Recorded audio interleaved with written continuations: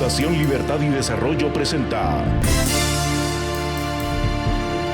Razón de Estado con Dionisio Gutiérrez. En un mundo inundado de información irrelevante, de noticias falsas, promesas peores y desinformación, tener, contar y vivir con los valores que construyen sociedades libres y prósperas, tener claridad y convicción sobre las batallas que se deben dar y sobre el camino que se debe seguir, es poder real.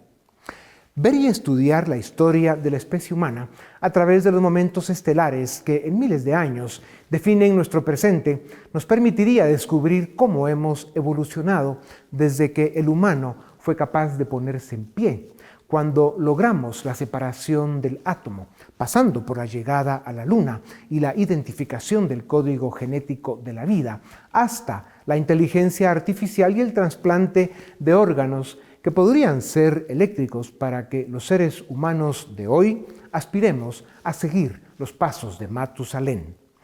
La realidad es que los conflictos, los desafíos, las oportunidades y las aspiraciones para alcanzar metas y conquistar bienestar y felicidad han sido un eje transversal a través de la historia de la humanidad.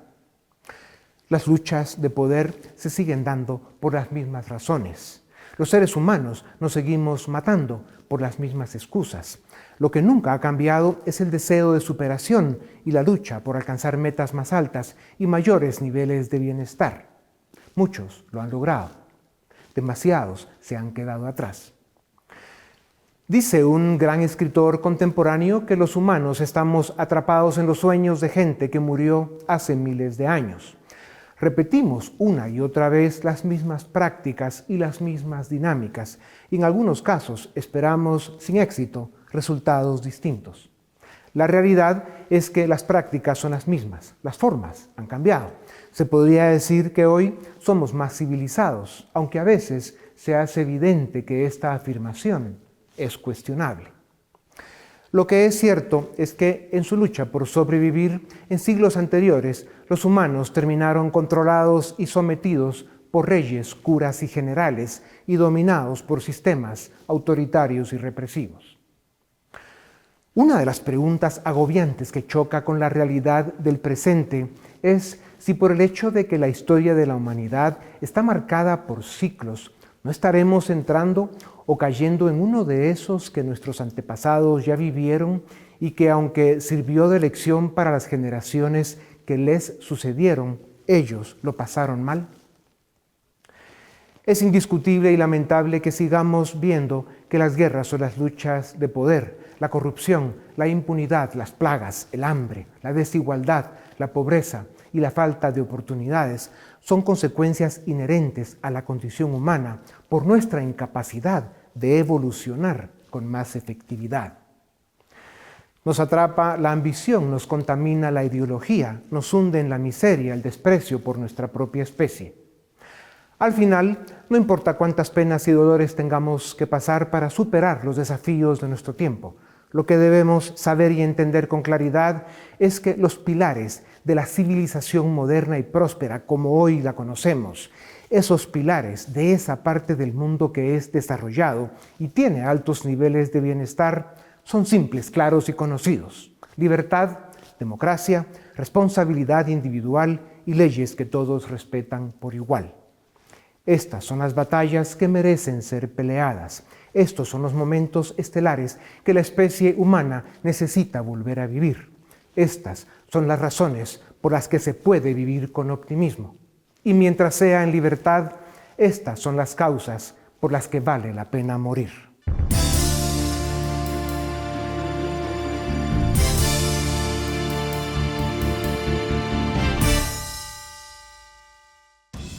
...2022 vino acompañado de incertidumbre económica e incoherencia política. América Latina lleva 2 décadas en las que la política, la economía y ahora la salud han traído enormes desafíos y han hecho evidentes sus vacíos institucionales y sus debilidades democráticas. En los últimos 2 años, la humanidad ha vivido la crisis de salud más severa del último siglo y, como consecuencia, también la peor crisis económica. Los próximos 2 años estarán marcados por el pago obligado que habrá que hacer por el crecimiento del gasto público, por los altos niveles de endeudamiento y por los programas de estímulo y emisión monetaria implementados para aliviar las necesidades humanitarias provocadas por la crisis. Otra consecuencia de los tiempos que vivimos es la inflación que amenaza con castigar en especial a los pobres, con devaluar ahorros y destruir sueños.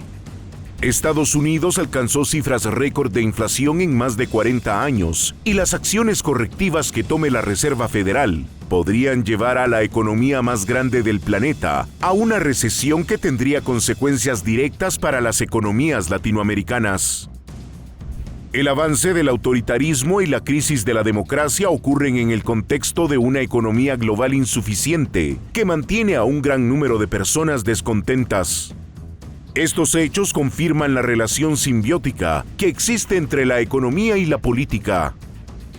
En América Latina, los fantasmas del populismo y el socialismo del siglo XXI, además de tener capturadas a Cuba, Nicaragua y Venezuela, se hicieron presentes en Bolivia, Argentina, Perú, Chile y México con diferentes matices pero manteniendo el mismo veneno, y avanzan sin freno en Centroamérica. También se preparan para tomar Colombia y Brasil este año. Si esta fuera la solución al subdesarrollo de América Latina, sería motivo de celebración. Pero la historia, los datos y la realidad demuestran que el socialismo y el populismo son fuente de pobreza y esclavitud. Las economías controladas, precios máximos, impuestos expropiatorios, nacionalizaciones, ofertas de repartición de lo que aún no se ha producido, represión y persecución a los críticos y opositores, el desincentivo a la inversión, la fuga de capitales y la destrucción de las fuentes de trabajo son las manifestaciones de ese modelo que a través de la historia solo ha dejado hambre, muerte y servidumbre. La imposición, la corrupción y la impunidad constituyen su marco operativo. Entonces, si es cierto que la democracia como sistema y la política global están sufriendo un ciclo decadente, si es cierto que las redes sociales exacerban el carácter gregario de la humanidad y, aparte de sus virtudes, también se han convertido en vehículos para esparcir rumores, propagar desinformación y acabar reputaciones, lo cual está creando laberintos sin salida. Primero, debemos reconocer que las sociedades occidentales viven la peor polarización política e ideológica desde la Guerra Fría. Y segundo, debemos encontrar salida y solución a este laberinto que amenaza la sobrevivencia misma del Occidente democrático. Y no debemos perder de vista que Beijing y Moscú están detrás de eventos de caos y anarquía en la región. Conspiran para debilitar a sus archirrivales, Estados Unidos y la Unión Europea. América Latina es tan solo uno de sus campos de batalla. Ante estas amenazas formidables y extraordinarias, el desafío de nuestro tiempo es reinventar el capitalismo en libertad, el único sistema que ha construido naciones ricas y pueblos prósperos. El desafío de nuestro tiempo es limpiar y oxigenar nuestras democracias, fortalecer sus instituciones, reivindicar la justicia, poner la libertad en el pedestal que le corresponde y devolver a los pueblos el derecho a la esperanza.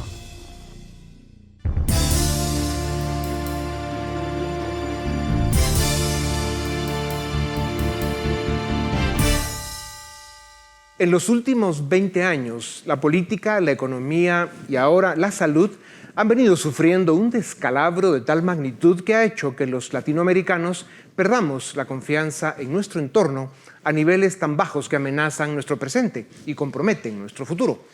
Lo más grave del fenómeno que vivimos es que estudios serios indican que hemos perdido confianza en nosotros mismos, en nuestras libertades y en el único sistema político que a través de la historia ha construido naciones modernas y prósperas. La democracia con división de poderes y la libertad con estricto respeto al Estado de Derecho representan ese modelo, esos valores, ese sistema de vida. claro, esto hay que hacerlo realidad cada día y para eso hay que trabajar mucho, ser consistentes y disciplinados. La fórmula del éxito desde el principio de los tiempos. Para hablar sobre estos temas de gran importancia para Iberoamérica, tengo el privilegio de presentarles a Juan Ramón Rayo. Es doctor en economía, profesor universitario, columnista en varios diarios españoles, autor de más de una docena de libros sobre economía y comunicador de buenas ideas desde su canal de YouTube, el cual tiene más de 350,000 suscriptores. Doctor Rayo, bienvenido a Razón de Estado. El aumento en el costo de la vida preocupa y lastima a la gente, y más en estos tiempos del cólera. La inflación ha vuelto y, por ejemplo, la Reserva Federal de Estados Unidos ya no habla de que será transitoria o temporal. ¿Qué están haciendo los bancos centrales de las principales economías del mundo para contener la inflación? Y a tu parecer, ¿están haciendo lo que deben? Muchas gracias por la invitación. Desde luego es un placer estar aquí y dialogar y charlar contigo. Los bancos centrales, desde luego, han cometido en el año 2021 el que es uno de los mayores errores de gestión y de previsión de los últimos 40, 50 años. Ninguno de ellos, a comienzos de 2021, anticipó la inflación con la que hemos cerrado el año, una de las mayores tasas de inflación, ya digo, de las últimas décadas. Y ahora probablemente también estén yendo demasiado lentos, estén yendo a remolque de los acontecimientos. Lo que están tratando de evitar es una subida demasiado acelerada de los tipos de interés que dañe a la economía. Pero es que la inflación que estamos experimentando es una inflación en gran medida por sobrecalentamiento de la economía, sobrecalentamiento que deriva del excesivo gasto del Estado y de la excesiva laxitud de crédito. Y por tanto, la única forma de controlar la inflación y restablecer la credibilidad en la moneda es restringiendo tanto ese excesivo gasto del Estado como esa excesiva laxitud crediticia. Doctor, algunos economistas opinan que las medidas que deben tomar los bancos centrales para contrarrestar la inflación, tú ya explicabas algo del tema, podrían causar una recesión. Sin el fenómeno de aumento de precios, los números del crecimiento en la economía del mundo no son los más optimistas. ¿Qué dice tu bola de cristal? Bueno, lo primero es que no tenemos bolas de cristal, salvo que, intentamos, con lo que conocemos, hacer el mejor pronóstico posible. Y el pronóstico es algo similar a lo que estabas adelantando. Si estamos creciendo en parte de manera exuberante, de manera excesiva, porque se ha promovido un exceso tanto de gasto público como privado, evidentemente, si se toman medidas para atajar ese exceso de gasto, si se suben los tipos de interés para que los agentes económicos no tengan tanta facilidad para endeudarse a tipos de interés extremadamente negativos como los que tenemos hoy, o si se reduce el déficit público para que el Estado no esté insuflando tanto gasto adicional dentro de la economía, pues todo eso impactará en este crecimiento exuberante que estamos experimentando, en parte también como rebote de la caída previa del año 2020. Pero es que justamente si el crecimiento es excesivo, si la economía se ha sobrecalentado, eso es lo que hay que atajar. No se puede mantener una tasa de crecimiento económico excesiva, irracional, exuberante y al mismo tiempo controlar la inflación. Son dos fenómenos del mismo problema, que es el exceso de gasto financiado, sufragado por la excesiva laxitud, por el excesivo déficit público y excesiva laxitud crediticia de los bancos centrales. Doctor, antes de regresar a ese tema, te quiero plantear una pregunta muy fácil en medio porque da el contexto.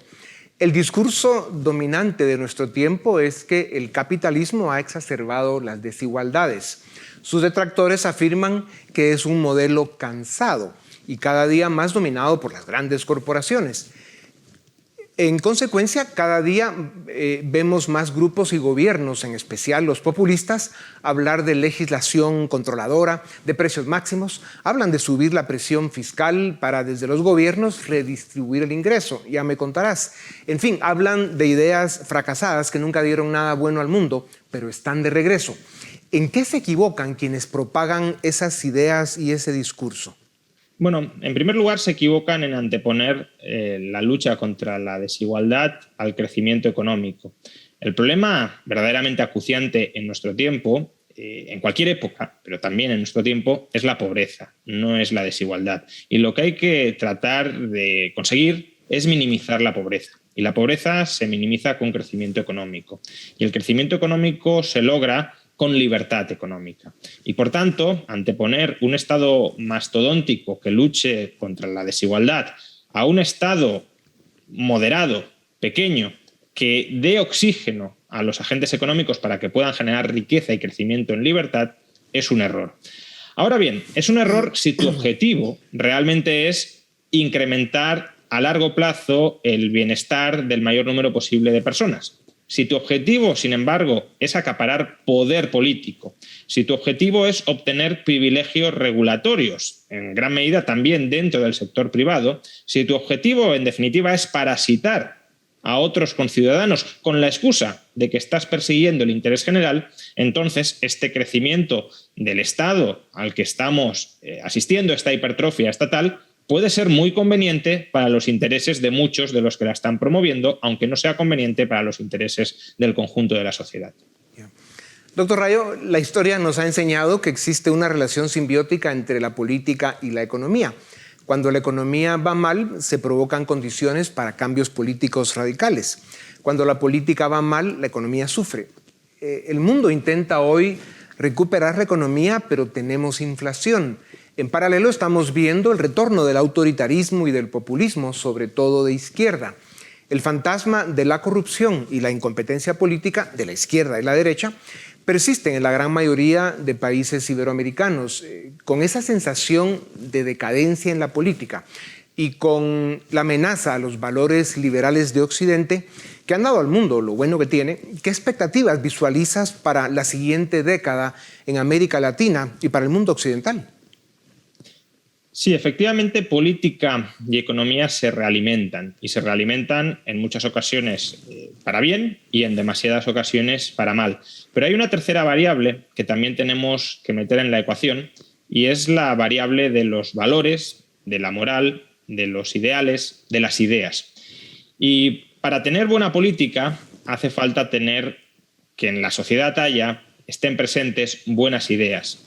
Para tener una buena economía hace falta no solo tener una buena política que no sea intrusiva, que no ataque la libertad de los agentes, sino también que haya buenas ideas y buenos ideales dentro de la sociedad.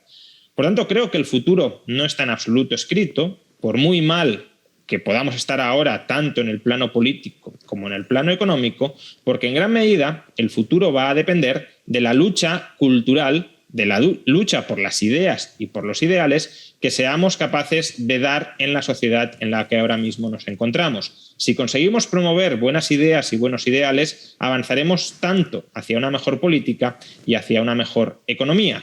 Si nos quedamos estancados en la actual hegemonía de malos valores, de malas ideas, de malos ideales, ideales que refuerzan el poder político y que estrangulan la libertad individual, tanto en su plano civil como en su plano económico, entonces evidentemente sí podemos seguir descendiendo en esta decadencia de la cabeza. No sería la primera vez que el mundo pasa por estos ciclos. No cabe duda que los seres humanos caemos en la trampa de chocarnos una y otra vez con la misma piedra. Doctor, decir la verdad y explicar la complejidad que tiene la ecuación de la economía, el proceso económico. Explicar cómo las decisiones diarias de la gente en libertad la afectan. Y peor aún, explicar a una buena parte de las nuevas generaciones la mentira que es pretender trabajar poco, ganar mucho y, si es posible, que todo sea gratis, se han convertido en misión imposible. Lo fácil es el discurso de los populistas, pues estos mienten y engañan, ofrecen lo que saben que no cumplirán. Como dicen en tu pueblo, para vivir bien hay que currar y mucho. El problema es que las mentiras del populismo y del socialismo están invadiendo y avanzando. Como la historia nos enseña, las consecuencias serán graves. ¿Cómo se gana la batalla de las ideas, la batalla por la verdad, en un mundo con tanta complejidad y tan lleno de contradicciones? Decía Ludwig von Mises que si los enemigos de la libertad siguen repitiendo mentiras, nosotros tendremos que repetir más veces la verdad. Y creo que a la mentira se la derrota con la verdad. Se la derrota tratando de exponer esa verdad de la forma más hábil y más inteligente posible, porque desde luego en el otro lado también hay habilidad no solo para mentir, sino para mentir sin aparentar que se está mintiendo. Y por tanto, lo que debemos tratar de hacer es, primero, ofrecer un horizonte que sea una aspiración para la mayor parte de la sociedad, un horizonte de bienestar, un horizonte de armonía, un horizonte de libertad, un horizonte donde cada persona pueda realizar su propio proyecto de vida respetando el proyecto de vida de otras personas y donde pueda enriquecerse y donde pueda prosperar él, los suyos, sus familiares y la región, el barrio, el vecindario en el que se encuentra, y un horizonte que no se limite a vender esa promesa futura, desligada, desanclada de la realidad, sino un horizonte que sea realista y que sea fácil explicar a través de qué procesos basados en la evidencia de la que disponemos, basados en la ciencia económica, en la ciencia política, son los que nos pueden llevar a ese horizonte. Es decir,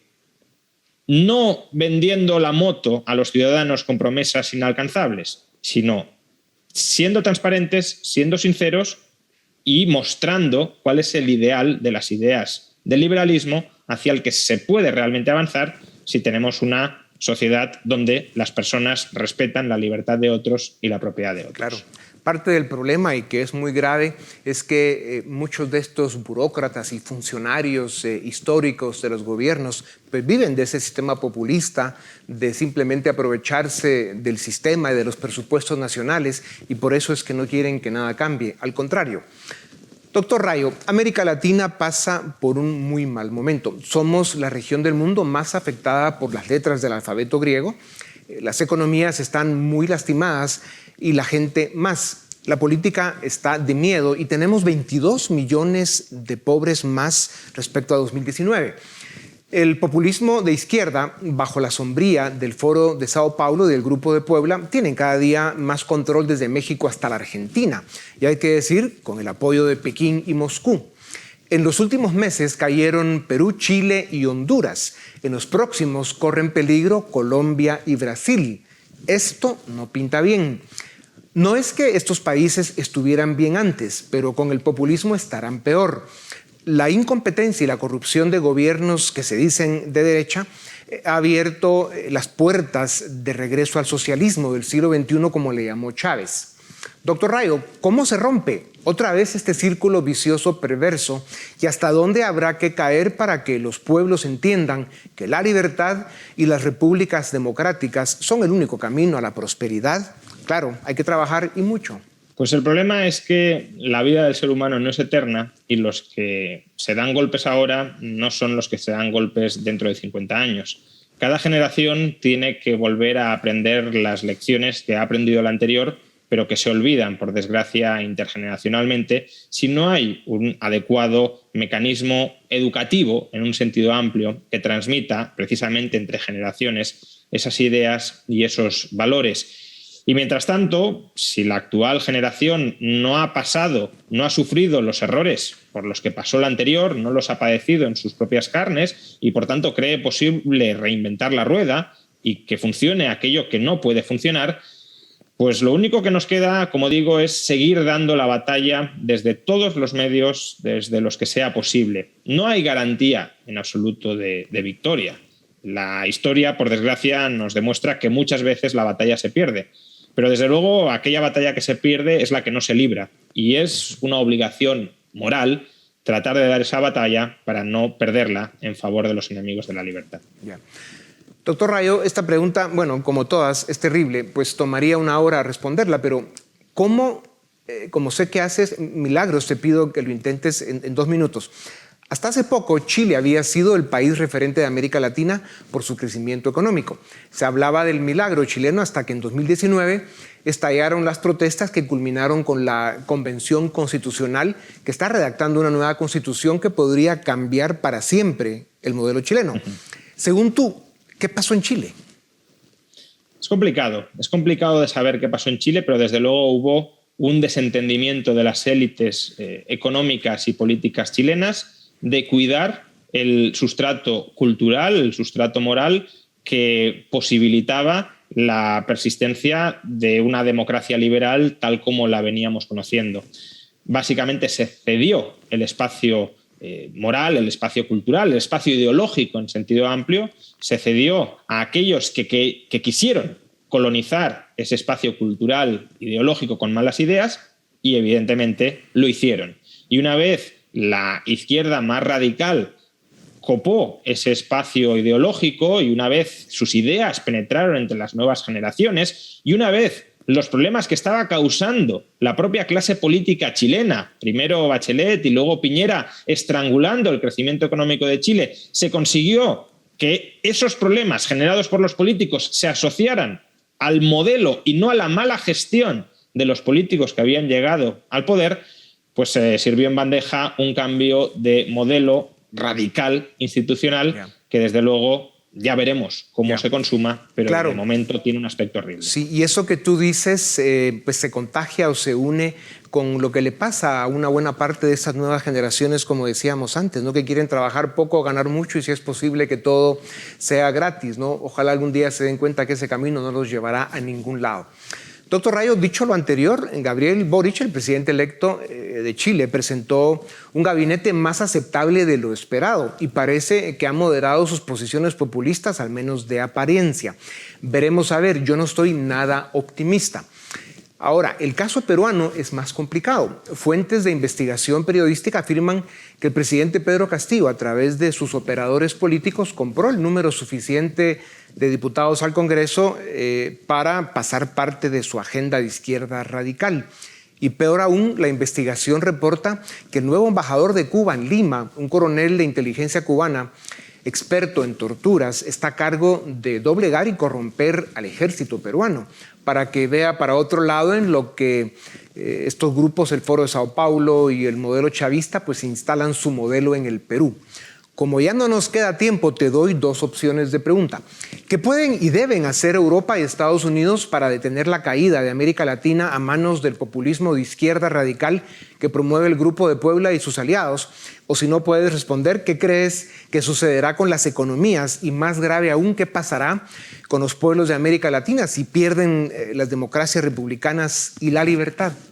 Bueno, lo que está claro es que si las democracias liberales no se implantan en Iberoamérica o si donde estaban implantadas desaparecen, ese es el camino hacia lo que los clásicos llamaban la tiranía y el empobrecimiento, es decir, vivir bajo el dictado de la clase política dominante y ser súbdito, no ser ciudadano con capacidad y medios para vivir tu propia vida. Y en este sentido creo que la solución no ha de venir de Europa o Estados Unidos en sentido general. La solución tiene que venir desde dentro de esas sociedades. Son los intelectuales que tengan buenas ideas y buenos valores dentro de esas sociedades quienes se tienen que responsabilizar, quienes tienen que coger el toro por los cuernos y quienes tienen que luchar porque prevalezcan ideas adecuadas dentro de ellas, porque son ellos los que tienen que marcar su propio destino y si no lo marcan ellos, pues están condenados a que otros lo marquen por ellos. Yeah. El siglo XXI está presentando obstáculos y desafíos formidables. La democracia republicana necesita presencia y compromiso ciudadano, ya tú lo decías.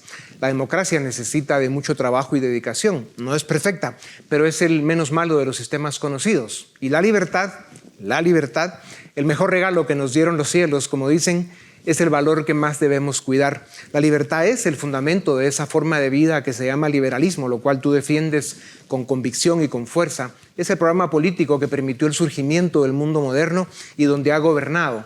Las sociedades alcanzaron los más altos niveles de bienestar. Con optimismo y dedicación como tú lo haces, seguiremos incansables con esta batalla por la libertad de América Latina.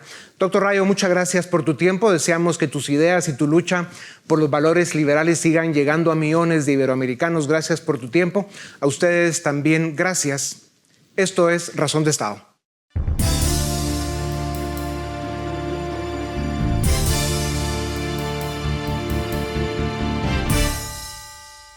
¿Qué tal? Bienvenidos al debate en Razón de Estado. Hoy vamos a hablar de lo que está pasando en Chile, porque como ustedes saben está en funciones la Convención Constitucional, la que está redactando lo que podría ser la nueva Constitución de Chile, obviamente pendiente de que eso sea ratificado más adelante en un referéndum. Pero antes de adelantarme al resultado, quiero comentar algunos temas importantes que poco a poco se van definiendo conforme trabaja la convención. Así que tenemos a dos invitados desde Santiago de Chile. Tenemos a Vanessa Kaiser, ella es doctora en filosofía y también es doctora en ciencia política. Es académica y profesora titular de la cátedra Hannah Arendt en la Universidad en Chile. Y tenemos a Ricardo Hernández, él es abogado por la Universidad de Concepción, es máster en Derecho Administrativo por la U de los Andes y es coordinador del equipo constitucional del Instituto Res Publica. Ambos bienvenidos y gracias por acompañarnos en Razón de Estado. Empiezo contigo, Vanessa, para hacer una reflexión preliminar sobre lo que tú has visto sobre el trabajo de la Convención Constitucional. Sabemos que hay muchos temas que vamos a mencionar en breve, pero si tú pudieras definir en términos simples qué has visto hasta ahora, ¿cómo definirías el trabajo de la Convención y el contenido de lo que se está discutiendo en estos momentos? En una sola línea, las propuestas avanzadas por las comisiones todavía, porque no es el Pleno que está votando, de la Convención Constituyente de Chile violan flagrantemente 14 de los 30 artículos de la Declaración Universal de los Derechos Humanos. Ok, concretamente, ¿qué aspectos te preocupan, Vanessa? Se acaba la igualdad ante la ley, se acaba la libertad de expresión, se acaba el derecho de propiedad, se acaba la defensa de la familia como el núcleo de la sociedad, se termina con el derecho preferente de los padres a elegir la libertad de los hijos, se termina con la división de los 3 poderes del Estado, se acaba con la unidad territorial del país, se crean 13 naciones distintas con 13 con la judicial asociada a criterios raciales y criterios de victimismo, y tenemos que en definitiva probablemente se acabe la libertad de movimiento al interior del país, también porque cada Estado-nación tendrá sus propias reglas, ya nadie es igualdad no existe la igualdad ante la ley, todo depende de tu condición biológica racial, porque cada judicatura va a estar asociada a esos principios. Así es que, en definitiva, esto es... aquí tengo un resumen y el título es Las locuras de la Convención. Muy bien, Ricardo, entremos un poco en materia porque Vanessa creo que ya plantea muchos temas de fondo.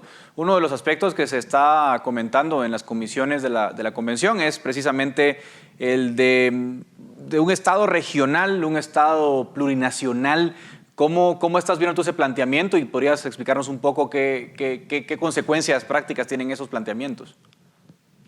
Sí, para ponernos en contexto, no olvidemos que la Convención lleva 7 meses trabajando y recién llevamos 2 semanas de votaciones. O sea, esto es muy reciente, votaciones en general. Se dijeron cuando empezaron a aparecer estas primeras ideas locas, como bien decía Vanessa, que eran solo votaciones a la idea de legislar, era simplemente pequeñas luces de lo que se venía, pero ya empezaron ahora las votaciones en particular, ya las propuestas definitivas que se van a proponer al Pleno. Y la verdad que son de asustarse. O sea, ya hay un nerviosismo en Chile que se sentir, sobre todo estos últimos 2 días, lunes y martes, con las votaciones que han habido. Y justamente solo en los temas que tú vas tocando son de los temas que más preocupan. Hay una comisión que se llama Forma de Estado que empieza a proponer ya estas autonomías regionales y en distintos niveles, autonomías regionales, comunales, pero también autonomías indígenas que se cruzan. No se entiende muy bien cómo van a fluir, cómo van a conversar estas distintas autonomías que están proponiendo.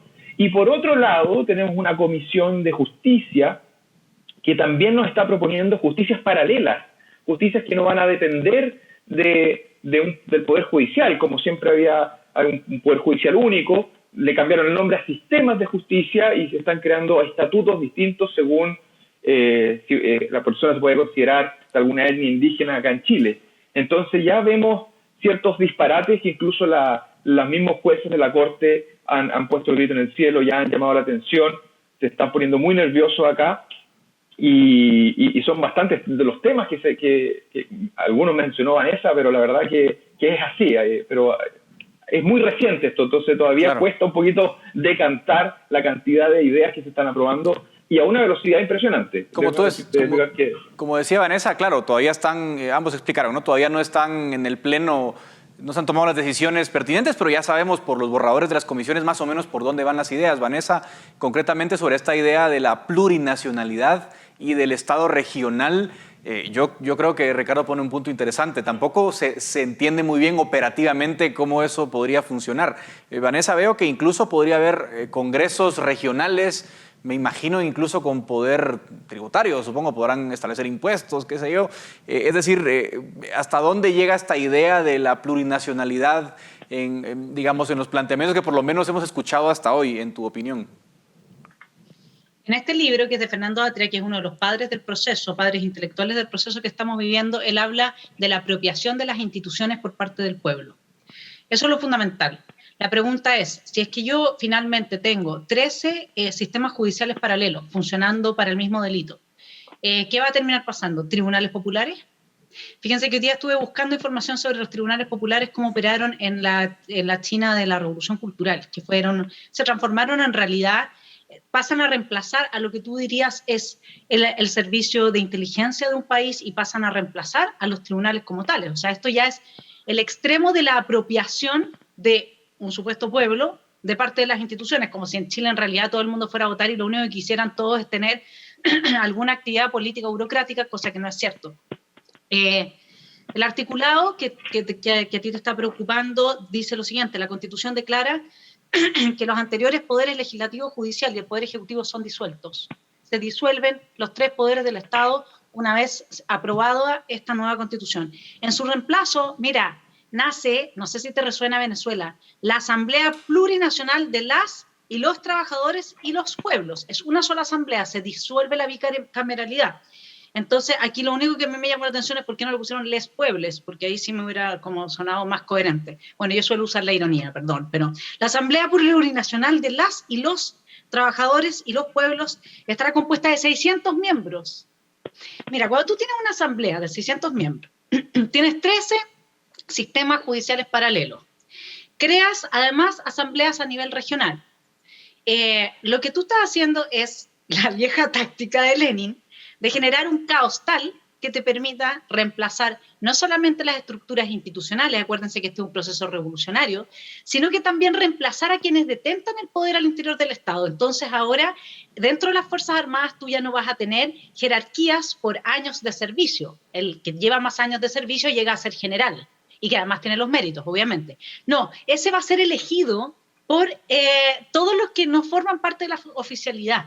Y además acá se ha dicho claramente que tienen que quedar fuera de la posibilidad de legislar y de participar de los procesos políticos aquellos que son las élites que en el fondo, como el clero, como los empresarios, no producen nada, no generan ningún bienestar para el país y en definitiva por eso es que ellos tienen que quedar excluidos de todo tipo de proceso político del pueblo, los trabajadores y las trabajadoras. Ricardo, uno de los temas que resuena mucho es el bicameralismo. Parece que no va a encontrar eco en general en esta propuesta. Se va a pasar a un sistema unicameral. Hay propuestas de un Congreso, obviamente, unicameral muy numeroso, aunque eso estará por verse, pero se queda el sistema presidencial.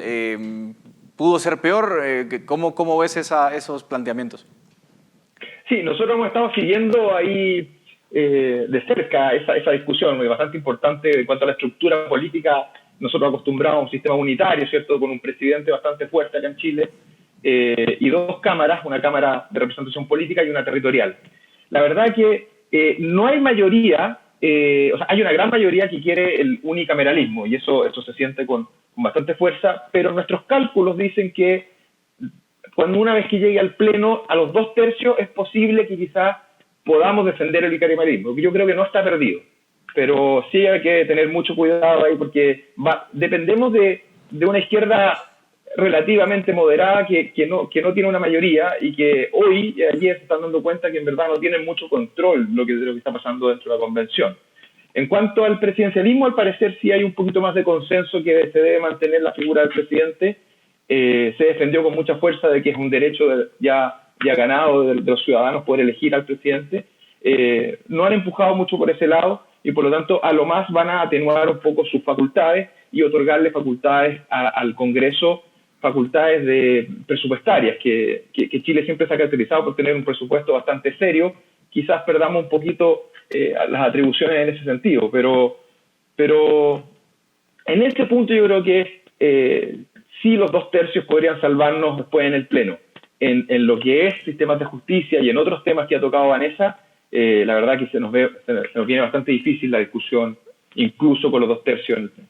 Sobre esto también, Vanessa, hay pendiente ahora mismo, precisamente por el derecho de consulta de los pueblos indígenas. Entiendo que hay un planteamiento ahora de que tienen que proceder a hacer un proceso de consulta. Se supone que la convención tiene un año, ¿no?, contado desde julio pasado para terminar su trabajo y tiene ahora que proceder un proceso de consulta a los pueblos indígenas, ¿no? Que eso es parte de esa hoja de ruta que se han trazado. ¿Qué nos puedes contar sobre eso? Los escaños que se reservaron para los pueblos indígenas no fueron el éxito que se esperaba.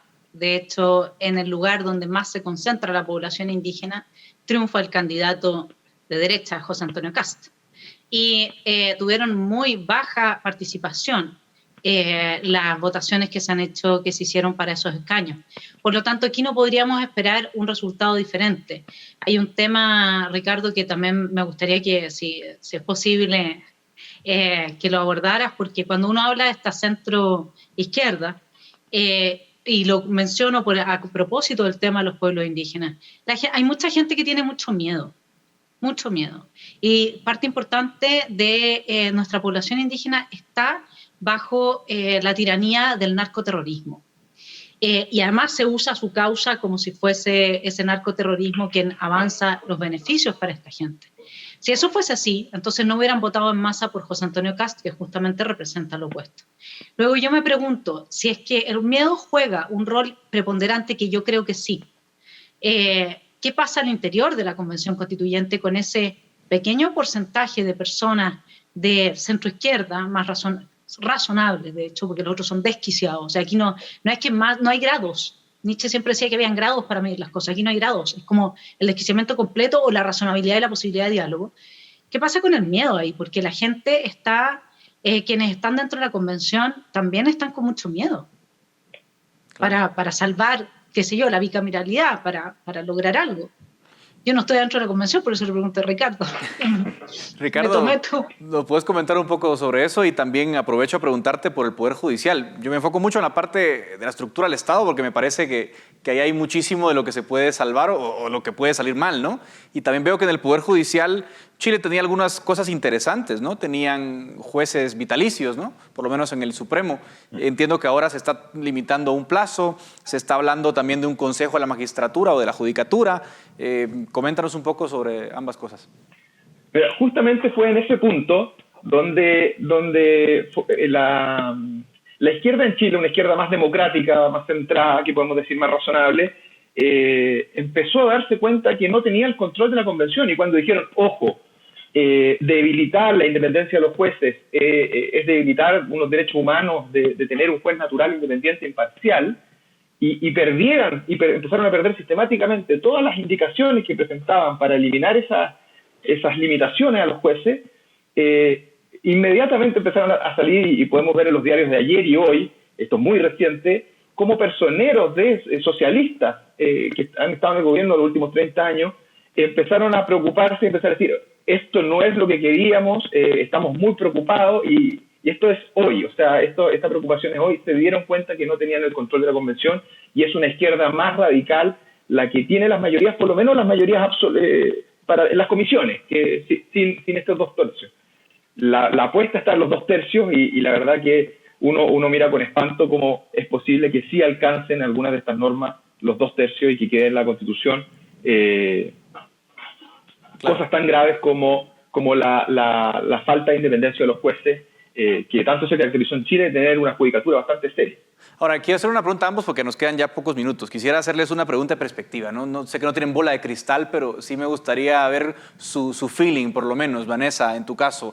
Es decir, las cosas, como decía Ricardo, y tú también lo mencionaste en un momento, parece que se han salido de control, quizás no era lo que mucha gente esperaba.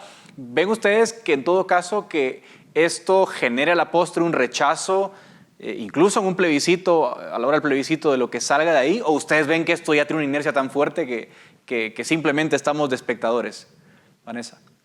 A ver, yo creo que va a depender, como dice un buen comentarista chileno, de que cada uno de nosotros a nivel individual se sienta afectado, es decir, sienta que le quitan algo con esa constitución.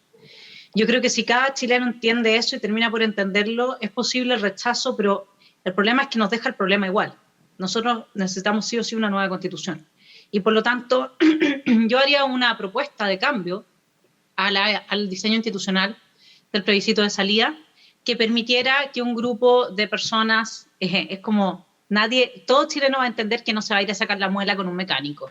Y por lo tanto, que un grupo de personas que sabe que son abogados constitucionalistas y que tienen realmente formación para este tipo de discusión, sean quienes puedan representar al pueblo soberanamente a través de su elección por miembros de la Cámara de Diputados y Senadores, y se dediquen y se aboquen a una nueva constitución porque claramente sí o sí la necesitamos. Pero para eso hay que pensar en un diseño y una posibilidad de cambiar el plebiscito de salida, dejando abierta la posibilidad entonces de hacer el camino de una nueva constitución, pero de una forma que todos consideremos razonable. Ricardo. Sí, Vanessa tiene mucha razón ahí. Cuando destaca que tenemos que pensar que quedan 5 meses de esta convención y que, como tenemos ahora la conformación, la convención se disuelve de pleno derecho una vez llegado el día 4 de julio. Entonces, dependiendo la propuesta que llegue, la verdad que yo no veo con mucha esperanza que gane un rechazo. Es muy difícil que gane un rechazo a esta nueva propuesta, pero ya están surgiendo muy buenas ideas tenemos un Congreso recién electo, o sea, con bastante legitimidad, que podría asumir las facultades constituyentes a través de una comisión de expertos, ¿cierto? Pero que finalmente sea el Congreso electo recientemente quien finalmente apruebe grandes reformas constitucionales o incluso una nueva constitución y quien nos dé una salida, como dice Vanessa, sensata y razonable. Si ya lo único que esperamos nosotros ya es algo de sentido común, por lo menos para continuar con una senda de progreso que hemos tenido durante estos últimos 30 años. Bueno, ojalá que la sensatez vuelva al debate, al foro en Chile. Lo vemos con mucha expectativa todo lo que sucede. Les agradezco muchísimo, Vanessa y Ricardo, desde Santiago de Chile, por hacernos este valioso análisis. Seguiremos pendientes de lo que sucede y espero verles pronto para continuar con el análisis de lo que pueda suceder. Así que gracias y hasta acá llega el debate en Razón de Estado.